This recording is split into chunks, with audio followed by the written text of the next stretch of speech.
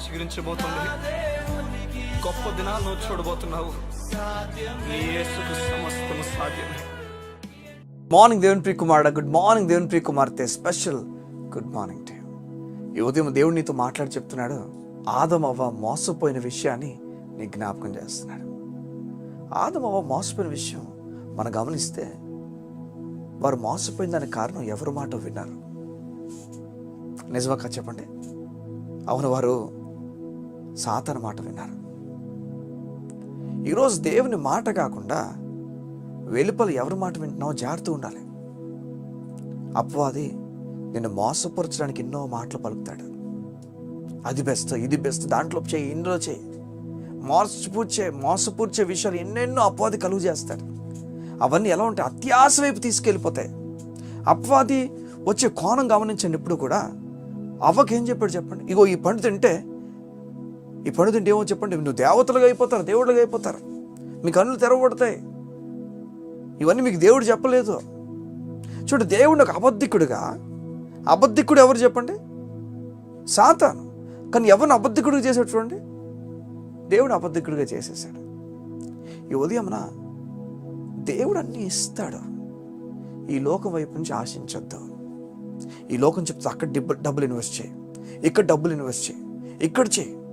చూడండి, ఏదైతే ఈ లోకపు పరమైన ఇన్వెస్ట్మెంట్స్ ఉన్నాయో వాటిని నువ్వు కోల్పోవచ్చు, అబద్ధం అయిపోవచ్చు అవి. కానీ దేవుని రాజ్యంలో మాత్రం నువ్వు కోల్పో.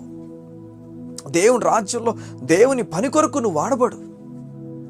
చాలాసార్లు మనం అనుకుంటాం ఈ లోకల్ ఇన్వెస్ట్ చేస్తే మంచిదని. నేను చెప్పిన ఒక మాట, దేవుని రాజ్యంలో మనం ఇన్వెస్ట్ చేయాలి. మన ధనమును, మన బలమును, మన సమయమును దేవుని రాజ్యం కొరకు ఇన్వెస్ట్ చేయాలి మనం. అప్పుడు గొప్ప కార్యాలు మనం చూస్తాం. మన విశ్వాసం చెప్తుంది, నా సమయం బయట ఎక్కడ గడపనండి, దేవుని పని కొరకు గడుపుతాను నేను. నా ధనం బయట ఎక్కడ ఇన్వెస్ట్ చేయనంటే దేవుని కోసం ఇన్వెస్ట్ చేస్తాను నేను. నా బలము దేవుని పని కోసం నేను పెడతాను సార్. నాకు తెలుసు దేవుడు డబుల్ ఇస్తాడు, నాకు తెలుసు. అవును, దేవుడు తన లేఖనాలు మనకు చెప్తున్నాడు ఆ విషయాన్ని. నువ్వు చేసినప్పుడు ఆయన కోసం నువ్వు ఏది చేసినా అది డబుల్ నీకు ఇస్తా అని చెప్తున్నాడు కదా.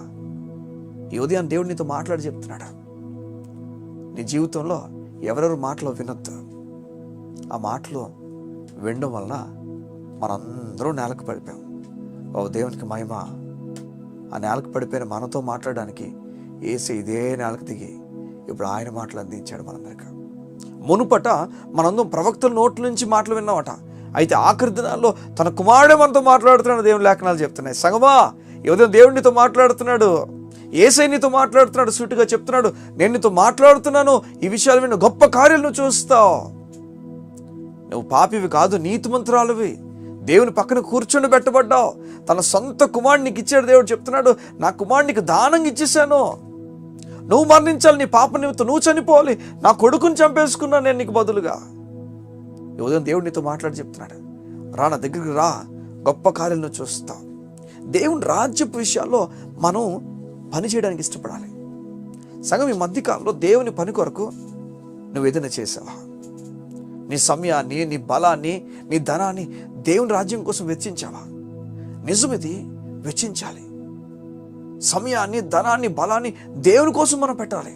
నేను చెప్తున్నాను, దేవుని కోసం పెట్టినప్పుడు అమ్మ నేను దేవునికి ఇవ్వగలిగాను. చూడండి, ఒక గొప్ప ధనవంతుడికి ఎవరు ఇవ్వగలరు చెప్పండి? కానీ ఇది కృప మనకి ఇవ్వబడుతుంది. ధనవంతుడైన దేవునికి మనం ఇచ్చే అనుగ్రహం చూడండి, అది కృప మనకి ఇవ్వబడుతుంది.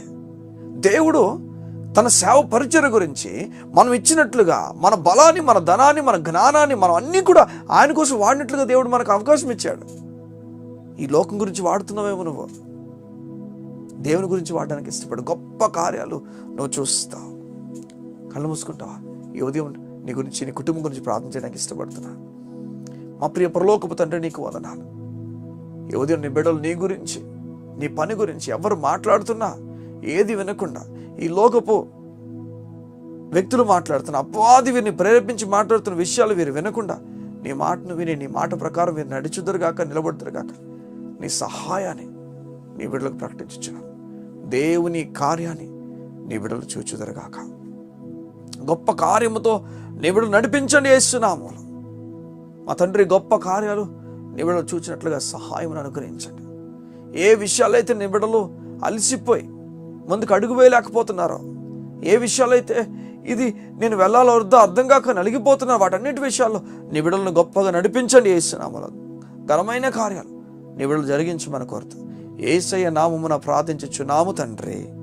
ఆమేన్, ఆమేన్. గొప్ప కార్యాలు దేవుని కోసం చేయబోతున్నాడు. ఆయన మీద ఆధారపడి ముందుకెళ్ళడానికి ఇష్టపడు. God bless you. See you.